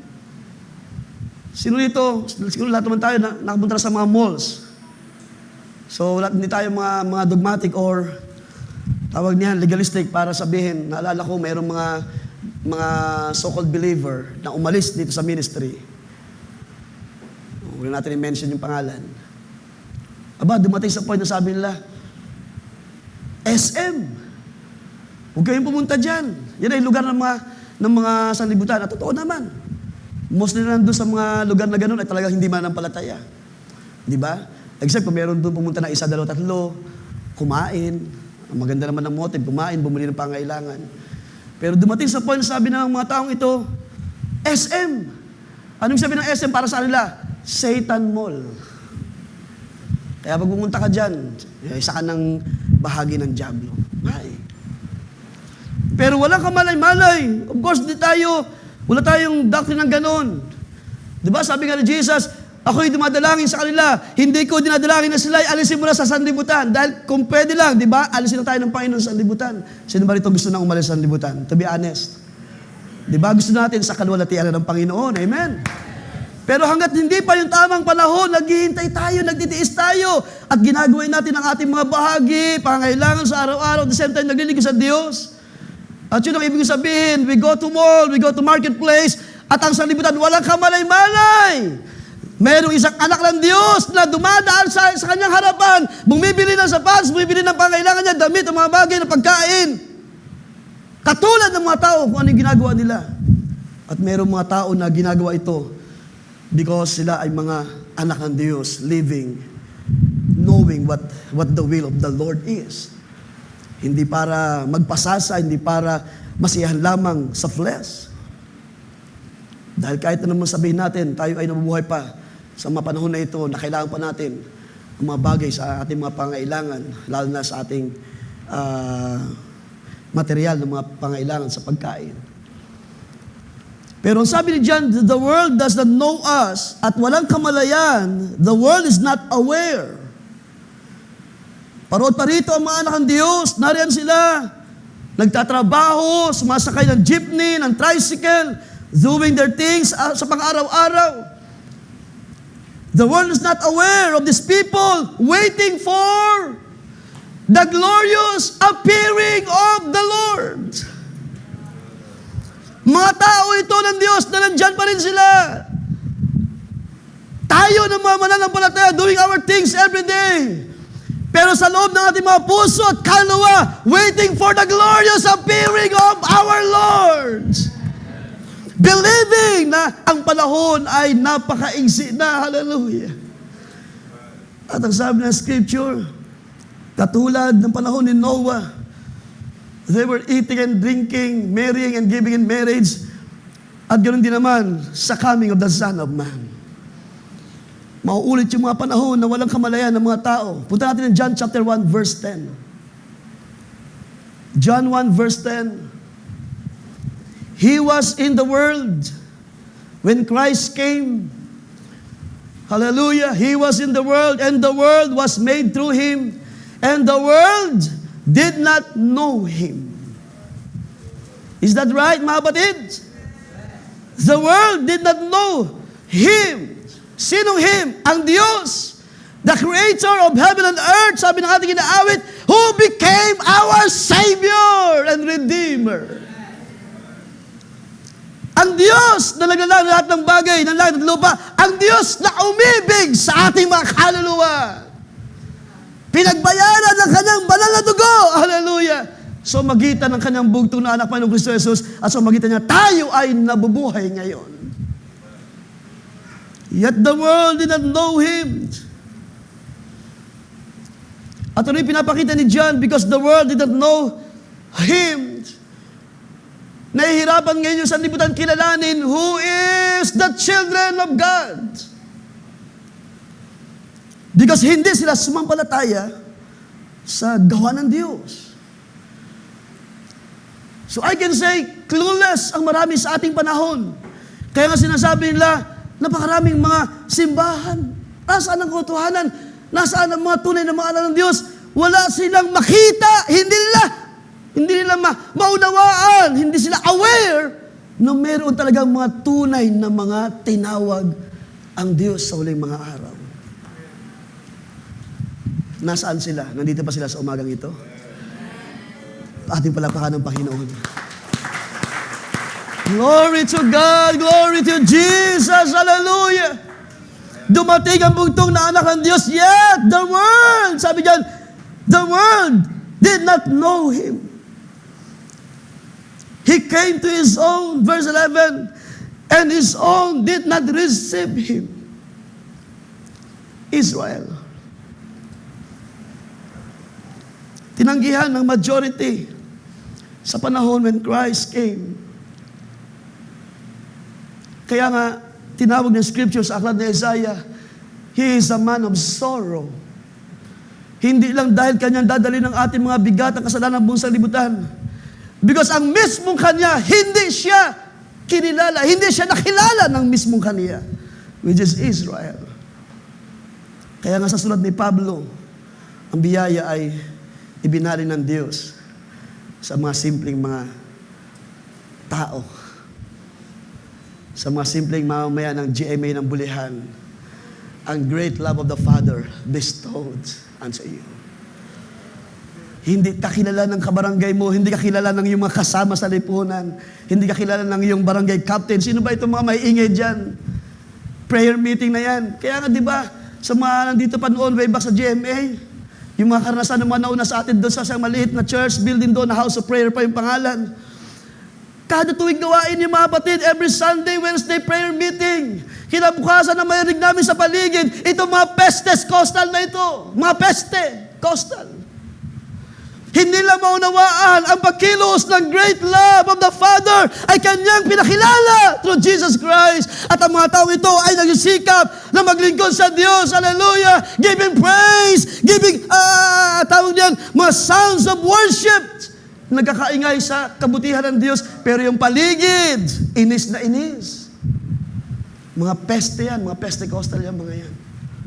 And those things, totoo yun, it hurts sa mga tao na noon nagpapasimulang itipo ng Panginoon way back 1981. That's the beginning. Of course, atas pa tayo konti sa aming Lolo Daniel.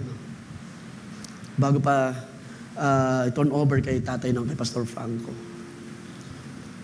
45 years later, tayo ngayon ay mag-celebrate. Sa biyaya ng Diyos, pinasagana niya ang kanyang biyaya in this ministry.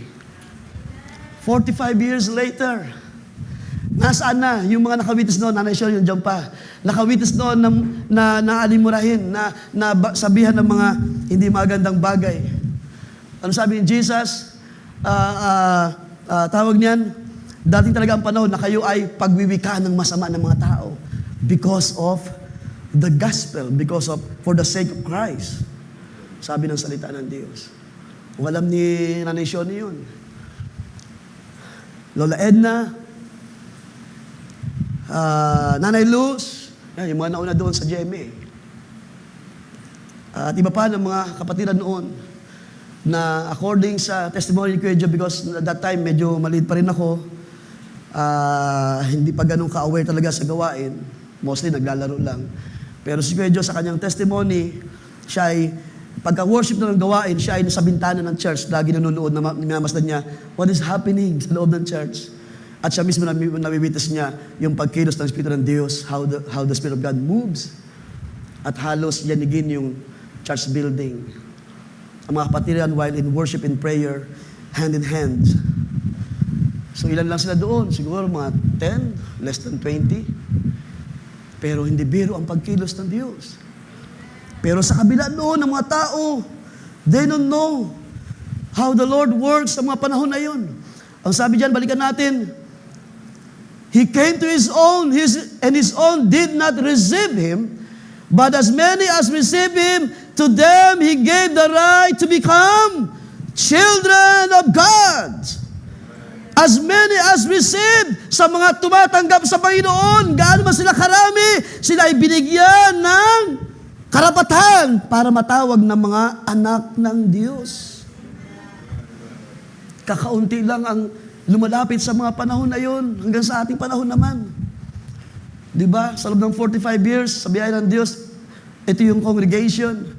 Pero siguro kung tayo ay nasa loob ng sistema pa rin ng mga denomination, baka hindi lang ganito karami.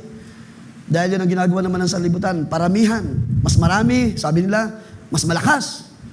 Kaya nga diba, yung threat ng INC, kapag sino bang sumuporta sa impeachment, yan, nasa politics na naman tayo tuloy. Kayo ay hindi namin susuportahan. Ganun ba ang mga anak ng Diyos? Ganun ba ang pinapakita ng Scripture? Na ang mga anak ng Diyos ay kabilang sa mga bagay sa lupa? Mga kapatid, ang prophet nagsabi sa atin, politics is of the devil. At sa loob ng politics, maraming kasamaan ang ginagawa ng tao. Pag-aabuso sa pangyarihan at pagsasamantala sa kaban ng bayan. So nilabas tayo ng Panginoon sa bagay na yan. Kaya wala na sa atin dito tumatakbong barangay captain, meron pa ba? Meron pa bang nagdi-desire dito? Gusto ko maglingkod sa barangay namin, pastor. Gusto ko maging barangay captain. Kaya sa araw ng election, iboto nyo si Barb Venus Joy. Sino rito yung naghahangad pa ng pagkilala ng sanlibutan? Sige, punta kayo sa sanlibutan, kikilalanin kayo ng sanlibutan. Pero kung kayo ay tatayo sa truth, hindi kayo maikilala ng sanlibutan. Kayo ay parang mga weirdo ng mga tao. Bakit kayo magtitiis? Magugugol ng mahabang panahon. Alam niyo ba sa panahon natin, Pastor Franco, karamihan din sa church member. Hindi ko naman po nila lahat.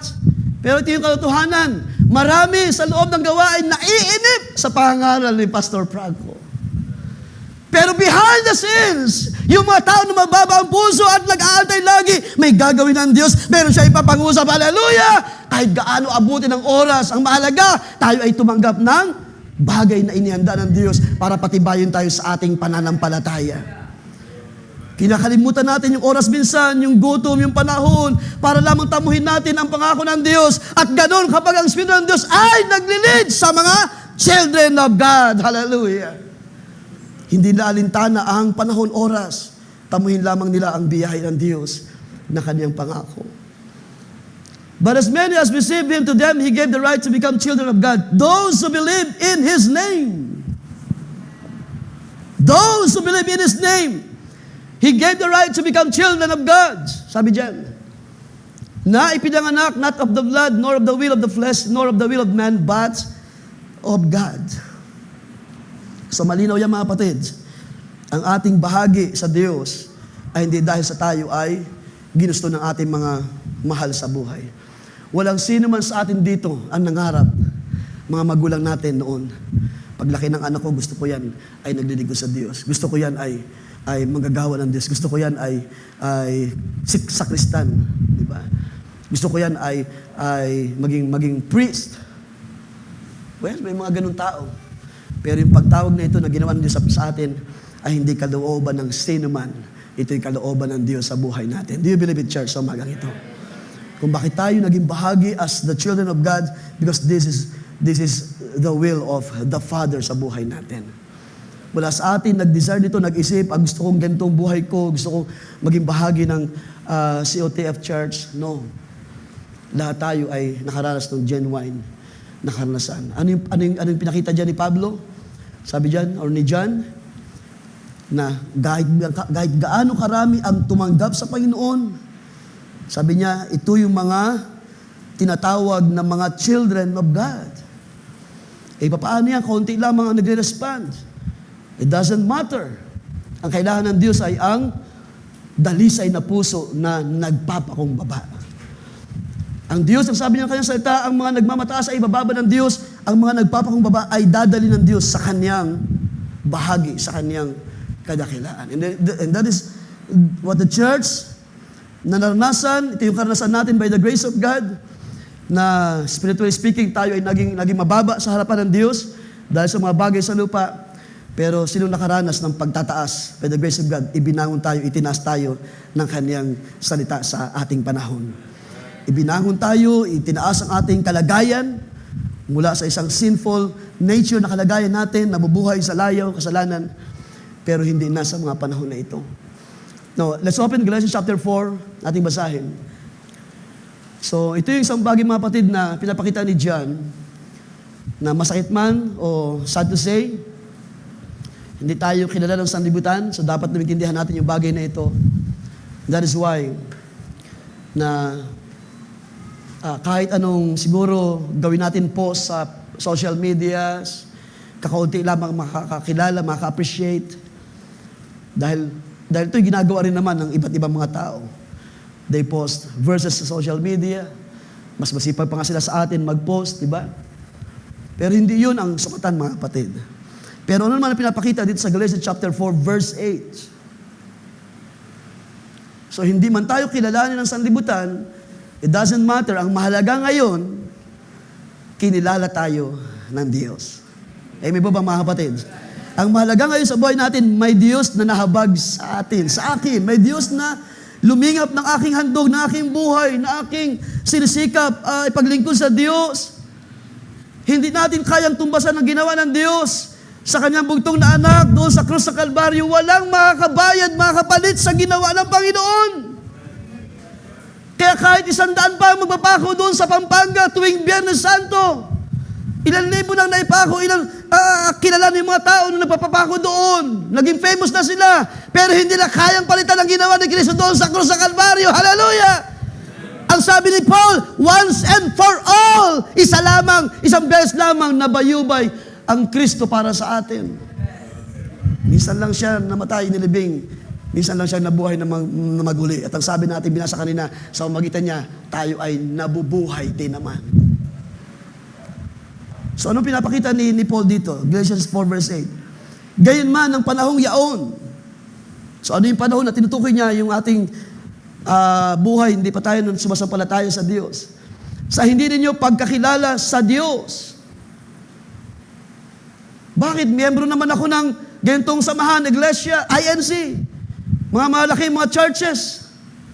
Pero hindi nga yun ang sukatan ng pananampalataya na tayo ay mapabilang sa mga well-known na mga grupo sa ating panahon. Kaya tayo ay kabilang pa rin sa ganitong statement ni Paul, na sa mga unang mga panahon ay hindi natin kilala ang Diyos, sabi niya.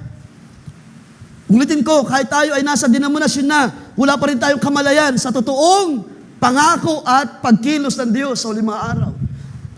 Until, sabi nga ng mensahe, we heard the voice of the crying eagle. Nakilala natin ating mga sarili, hindi pala tayo masisiw. Tayo pala ay mga little eagle na naligaw doon sa, sabi ni Brother Branham, doon sa pugad ng mga inahin ng manok. Kaya pala nagtataka yung sa palibot niya. Yung mga inahin doon, ng mga sisiw, nagtataka, ba't parang iba yung ugali nito? Parang iba yung kanyang pinapakita. Ba't ayaw niyang kainin yung kinakain namin? Dahil meron doon sa kanyang sa kalaliman ng kanyang puso, naghahanap. Hindi ito yung buhay na nakikita ko sa akin. Until the crying eagle spoke his voice. Come out of her, my people. At yun yung ating arasan, mga kapatid. Kaya sabi nito, sa hindi nyo pagkilala sa Diyos, kayo'y nasa pagkaalipin sa katutubo ay hindi mga Diyos. So yung ating lumang pagkatao, lumang buhay. Verse 9, datapwat ngayon. Yan. Yamang nakikilala na ninyo ang Diyos. Totoo ba yan, mga kapatid? Nakilala na natin ang Diyos by the grace of God? Sa paano paraan? Because He called us.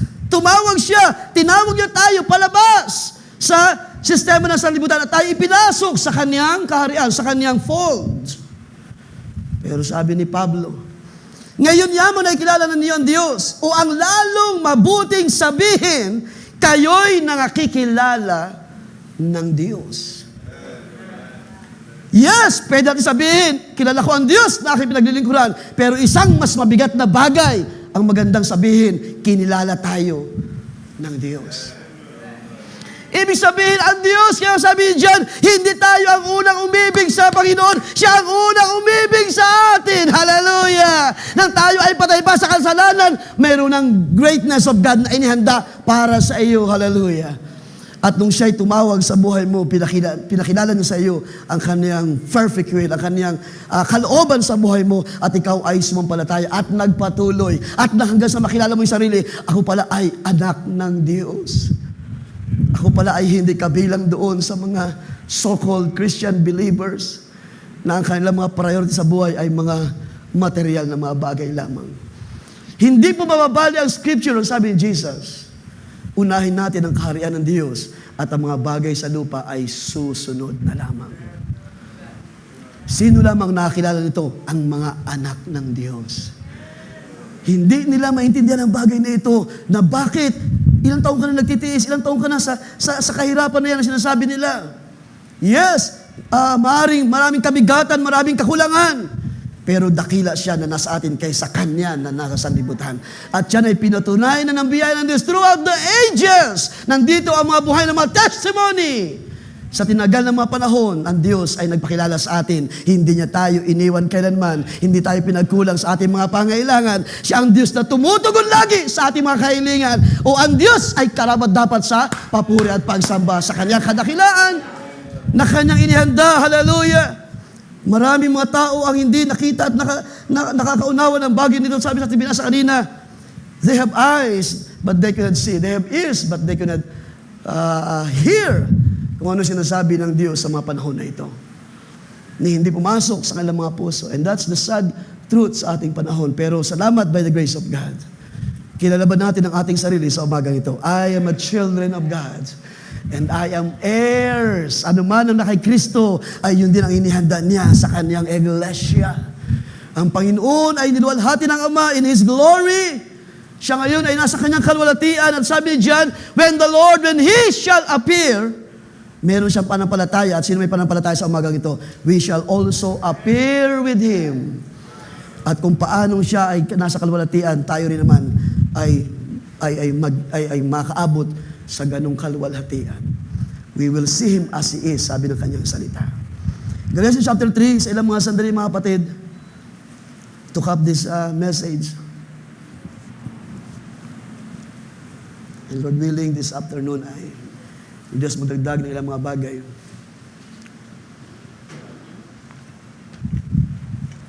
So I hope hindi na tayo magtataka sa uling mga araw na ito. Dahil ito isang malaking katotohanan, the world does not know us. The world does not know how the Spirit works sa buhay ninyo. Gaano na karami ang inyong tiniis, mga kapatid, sa ministry. Gaano ng tiniis, karami tiniis ang mga nauna sa atin hanggang sa sila kinuha ng Panginoon. Hindi nila iniwan ang pananampalataya because meron silang katiyakan sa buhay nila. Hindi nila pinabayaan ang gawain ng Diyos. Hindi nila hinayaan ang gawain ng Diyos ay pagkulangin. Oh, napakarami ng panahon, mga kapatid. This ministry ay totoong pinagpala ng Diyos, hindi lang sa mga makalangit na bahay, even materially, mga kapatid. Naalala ko pa sa mga panahon ng mga ministers meeting noon na dito madalas ginaganap sa Bulihan, maliit pa ang church noon. Konti pa lang mga mananampalataya, around 30, 40, or wala pa siguro. Or mga ganon. Pero kaya nang mag-held ng ministers meeting, mga pastors galing pa ng Metro Manila, provinces, na pumaparito. At sa maliit na bahagi ng ministry, nakakapag-host ang church. Baka sabihin nyo, Pastor, maliit pa, mura pa bilihin nun. Nung panahon na yun, maliit pa rin naman ang salary ng mga tao. Di ba? Siguro ang minimum noon, nasa 100 lang or below 100. Around early 90s. Siguro ang minimum, parang ang naabutan ko sa prison system noon ay 140, 150, 175, ganyan. Pero kaya ng church mag-held by the grace of God. Ang mga ministers ay nag-i-enjoy sa inihanda ng mga kapatiran dito. So hindi ang Diyos nagkulang. Lalong higit sa mga anak ng Diyos, hindi kayo pagkukulangin ng Diyos, mga kapatid. Kayo na mga tinawag, hallelujah, na kanyang inalagaan, kanyang ninoris ng kanyang salita at iniingatan ng kanyang mga salita. Hindi kayo pababayaan ng Diyos sa inyong mga pangailangan at ganyan ang ginawa ng Diyos sa ating kalagitnaan. Hallelujah. And I can say, hanggang ngayon, hindi ang Diyos nagkulang sa ministry. Ang Diyos ay nag-provide ng ating mga pangangailangan. Maaring may mga kulang pa, pero hindi ang Diyos. Hindi ibig sabihin ang Diyos ay nakalimot o hindi ibig sabihin ang Diyos ay hindi nakakita ng ating mga pangangailangan. So let's read Galatians 3 and we will close. Verse 23, but before faith came, we were kept in custody under the law. So yun ang ibig sabihin na pinakita ko kanina, bago pa man tayo tawagin sa mensahe, ay meron na tayong maaaring nalalaman, at yan ang law. Being confined for the faith that was destined to be revealed, Therefore, the law has become our guardian to lead us to Christ. So nakatulong yung law, yung kautusan sa lumang tipan para tayo ay dalhin kay Kristo. Sabi ni Paul, ang mga bagay na nangyari sa lumang tipan ay anino ng mga bagay na kanyang gagawin sa hinaharap. So, yung mga bagay na ating nakita, naunawaan, nabasa na marahil sa lumang tipan, about sa maraming kautusan ng Diyos, dahil di lamang 10 commandments ang kautusan ng Diyos. There's so many statutes, commandments, ordinances. Na lahat yun ay mag-lead sa atin kay Kristo. Kaya di ba kung maalala nyo sabi ni Paul, yung bato na yun na nandoon sa ilang na sumusunod sa bayan ng Israel, na nagpainom sa bayan ng Diyos na nauuhaw. Ano sabi ni Pablo? That rock is Christ. Wala pa siya in the flesh, but yung pagkilos ng Espiritu ng Diyos. Because ibig sabihin ng Christ is anointing. Ang Diyos, by Spirit, by anointing, ay kumikilos na. Hindi pa rin alam ng bayan ng Diyos. And that's why pabalik-balik sila, murmur dito, murmur doon. Nasaan na ang Diyos? Nagugutom kami, nauuhaw kami.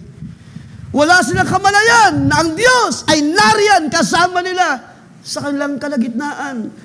Pillar of clouds by day and pillar of fire by night. Pero yung mga tao talaga na wala talagang pagkaunawa sa Diyos, they will always complain and complain. Mga children of God, sa umagang ito, kung tayo ay mga anak ng Diyos na hindi tayo pinababayaan, iwasan na natin ang mag-complain ng mag-complain. Because buhay ang Diyos na nasa atin. Ang sabi ni Paul, hindi nyo ba alam na ang salita ay nasa inyong mga bibig? Ibig sabihin nyo na lamang. Sabi ng ating narinig last Wednesday yata, 2 Wednesdays ago. Sabihin mo, salitain mo yung tinanggap mo na biyaya sa Diyos at imamanifest ng Panginoon, gagawin ng Diyos para sa iyo. Sinong may karanasan yan, mga kapatid? Sinong may karanasan yan sa buhay natin? Hallelujah! Ano mang bagay natin sinampalatayanan at ating sabihin by the grace of God, by revelation, by understanding sa kalooban ng Diyos, pinangyayari ng biyaya ng Diyos sa ating harapan. So we have this testimony. So sabi diyan, the law has become our guardian to lead us to Christ so that we may be justified by faith. So magitan ni Kristo, of course, hindi ng law. So magitan ni Kristo. But now that faith has come, we are no longer under the law or under a guardian. For you are all sons and daughters of God through faith in Christ Jesus. So meron pong kinalaman ang pagsampalataya kay Kristo para ikaw ay matawag na anak ng Diyos or ikaw ay makabahagi as one of the children of God. Dahil ang paglapit kay Kristo, sa isang bahagi ng sinabi ni John, ito yung pagkilala sa Diyos. At ang pagkilala sa Diyos ay pagkilala rin sa mga anak ng Diyos. Kaya nang sabihin ni John, the world does not know us because they did know Him. Kaya pala hindi nila tayo maintindihan, hindi nila naunawaan din ang Diyos. Kaya pala nawiwirduhan sila sa iyo. Ano bang klaseng buhay yan? Ano bang panampalataya yan? Paulit-ulit na diba, binabanggit minsan, sabi ng mga salita ng sanlibutan, mga losyang kayo. Ba't hindi kayo tumulad sa amin? Nagpupuri din kami sa Diyos. And look at us ourselves. Because ang tingin sa sarili, hanggat nasa maayos ka ng kalagayan, which is the world, ay yun ang mga anak ng Diyos. So, weirdo sila sa buhay natin, being a children of God.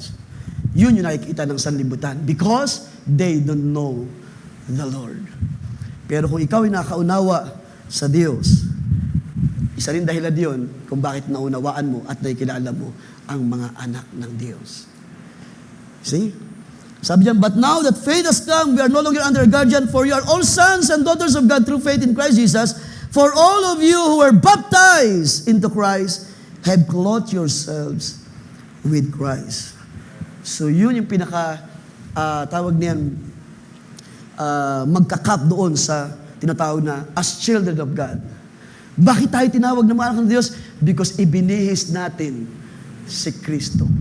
Hindi tayo makilala sa libutan because hindi rin na naranasan ang pagbibihis ng salita ng Diyos. And except this world, na lumakad din sila, katulad ng ating paglakad sa pananampalataya, saka lamang nila maunawaan ang ating buhay bilang mga anak ng Diyos. Otherwise, manatili silang hindi aware. Pero sabi pa nga ng salita ng Diyos, as for me and my house, magpapatuloy akong maglilingkod sa Diyos. Nasaan ang mga anak ng Diyos sa umagang ito? Handa pa rin ba tayong maglingkod sa Diyos na tumawag sa atin? Sa kabila ng maraming mga karanasan na sa loob at labas ng gawain ng Diyos ng ministry, marami na tayong iniluha, marami na tayong idinalangin, pero sa karamihan ng mga dalangin natin, may Diyos na laging tumutugon. Hallelujah! Dumirinig ng ating mga kahilingan. Hallelujah! Kahit gaano ito kabigat, walang bagay na mahirap sa Diyos. There is nothing too hard, sabi ng salita ng Diyos. Sa Kanya, may magagawa siya sa ating mga pangailangan. Ating palapakan ng Diyos na mabuti sa atin. Purihin siya, luwalhatiin siya sa kalagitnaan ng mga anak ng Diyos. Hallelujah! Na Kanyang pinahira ng Kanyang Espiritu sa uling mga araw na ito. Hindi niyo ba alam, sabi ng Scripture, that you are anointed, na kayo ay pinahiran, that the unction of the Spirit is in you, except na kayo ay mga itinakwil sa pananampalataya. Ibig sabihin na hindi kayo nasumpungan, na kayo ay nakatayo sa pananampalataya. Pero sa umagang ito, para sa akin, nandiyan kayo, bahagi tayo ng mga anak ng Diyos sa uling mga araw na tinawag para magkatipon sa dahong ito. It doesn't matter mga kapatid, hindi man tayo nakikilala, may isang kumilala sa buhay natin. Tayong lahat ay magsitayo, ating palapakan ng Panginoon mga kapatid. Let us all stand, tayo ay magpasalamat sa Diyos, magpuri sa Kaniyang biyaya for His great goodness sa buhay natin. Sino ang nagpasalamat sa Panginoon for bestowing His love? Hallelujah! Salamat Panginoon na naranasan ko ang pag-ibig mo, O Diyos. Hallelujah!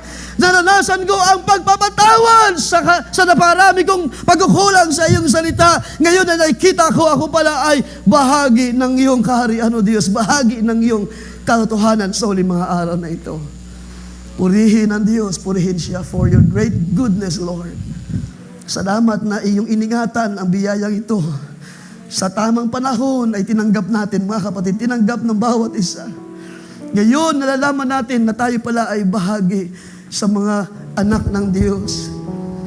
Ulitin ko mga kapatid, makikilala mo lamang ang isang anak ng Diyos kung nakikilala mo ang Diyos na tumatawag sa iyo.